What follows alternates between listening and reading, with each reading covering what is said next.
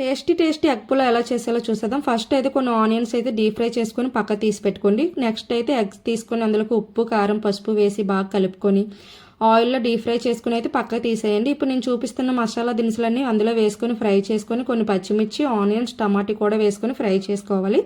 Next అందులోకి అయితే కొత్తిమీర, పుదీనా కూడా వేసి ఫ్రై చేసి ఉప్పు, కారం, అలాగే నేనైతే ధనియాల పొడి వేసాను. మసాలా పౌడర్ కూడా వేసుకోవచ్చు. మీకు స్పైస్ కావాలంటే ఎక్కువ యాడ్ చేసుకోండి.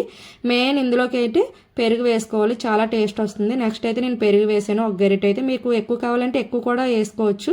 అలాగే నేనైతే కడుక్కున్నాను బియ్యం. కడిగిన బియ్యం వేసి బియ్యం కలిపాకైతే అందులోకి సరిపడా వాటర్ అయితే యాడ్ చేశాను. యాడ్ చేశాక పైన అయితే ఇలా ఎగ్స్ వేసేసి ఆల్రెడీ ఫ్రై చేసిన మన ఆనియన్స్ ఉన్నాయి కదా, అవి అయితే వేసేసా.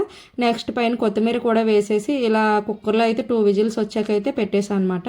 2 విజిల్స్ వచ్చాక తీస్తే చాలా టేస్టీగా రెడీ అయిపోయింది. మీరు కూడా ట్రై చేయండి, చాలా బాగా వచ్చింది. మన వీడియో లైక్ చేయండి, మన ఛానల్ సబ్స్క్రైబ్ చేయండి.